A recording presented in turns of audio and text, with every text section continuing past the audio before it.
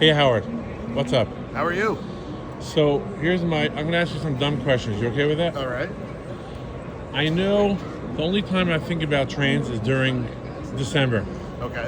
So what is that reflection of the current market for train hobbyists collecting? Like where are we at in terms of trends, upward, downwards?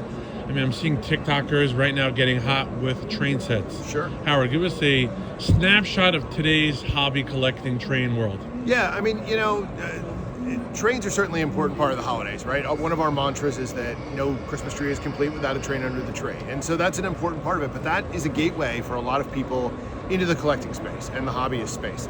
And so a lot of times, young adults, kids, you sort of whet their appetite with a product during the holiday season, and then they want to expand it. And so there is an incredible community of collectors out there, collector clubs, organizations where you can get a lot of support in how to expand.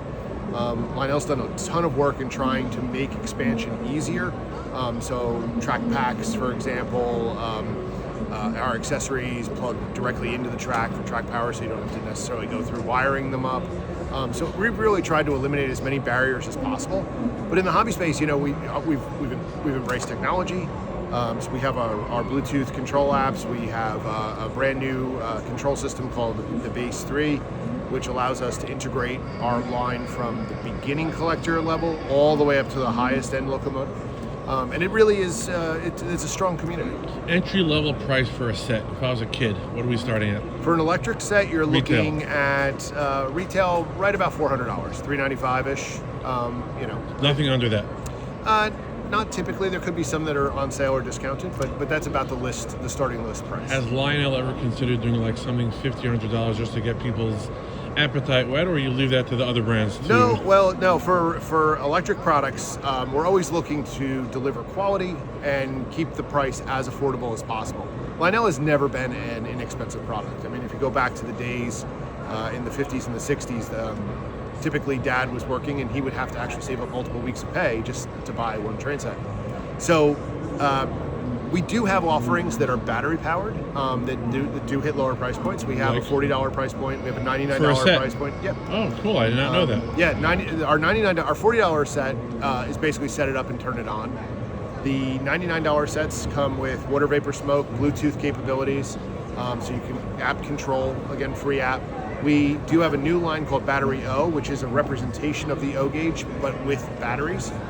It too has Bluetooth, water vapor smoke, and sells for about $150 a set. So we do have a price point for everybody, but when you start to get into like the electrified, that price point is about where you're going to be.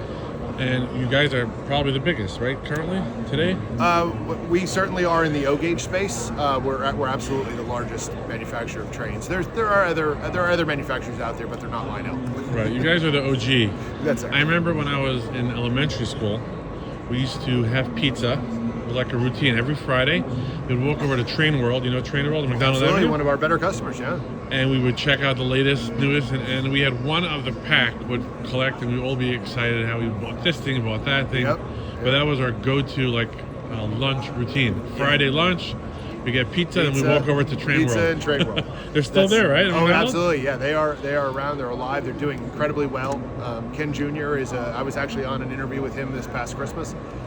So yeah, it's they're doing real strong. How many train stores are there still left in the USA? Well, let's say North America. What would you guess? There's hundreds. Hundreds of just train or specialty that would have hobby RC train. There's mixed train with the RC world. Typically you see trains, RC cars, maybe some die-cast collecting, airplanes. What about just trains? How many would you say still exist? Like retail, you can walk in. Hard to say. 50? Probably more than that. I would say there's more than that. 100? Probably. Guesstimate, right? Yeah, probably. What's the market like outside North America? Super strong. Not so much for O gauge. O gauge is definitely. Oh, it's just for the dumb people. Can you show a sample? This is O gauge. Here's O gauge. So it's so there's a typical holiday setup would be O gauge. For Lionel, yes. Gotcha. Now we also sell HO, which actually says it's half of O. So it's only two rails, and the track is only about as wide as the middle rail. That is actually globally the largest format for, when you're talking about Europe and Japan and some other regions. But O-Gauge is what Lionel is truly known for. This is what the history of Lionel is. But we do have a line of HO as well. 10 years ago versus today, the market, how has it changed? Well, a lot more digital selling. So the internet has played a huge part in being able to get things. And I think, unfortunately, that's why hobby shops have had a harder time.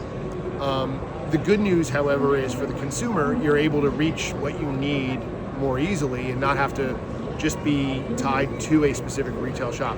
We always tell people to support their dealers because it's more than just a place to buy. It's a place of knowledge.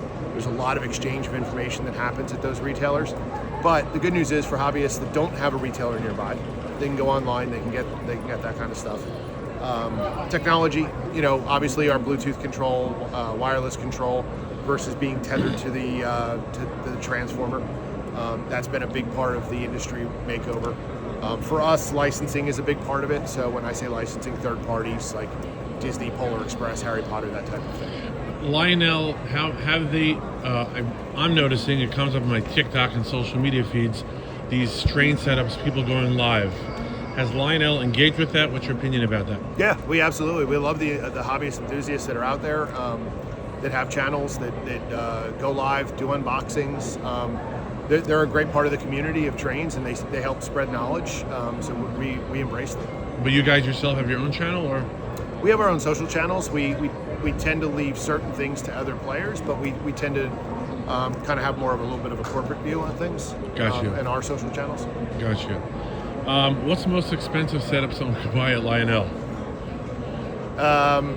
It really depends on the catalog. We had a Vision Line Big Boy set a couple catalogs back, and I want to say that one was in and around, I want to say it was high 4,000s. 4,000s. But for the most part, where most of the business is done, it's much more reasonable than that. And historically on auction, what was the most a Lionel and a locomotive or something sold? That I'm just curious. I honestly can't tell you. I mean, some of the auction houses certainly could. Sometimes it's more about the desirability of the piece for a reason. So, Obviously, for instance, right. if you could document that Joshua Lionel Cowan had this particular locomotive, that would sell for way beyond what it's actually worth in terms of hard value. So I know there's been some special collections from prior presidents and owners and some different things that have gone for an extremely high level. How many years ago was the high time for train hobbyists? Was it the 60s, 50s? When was like?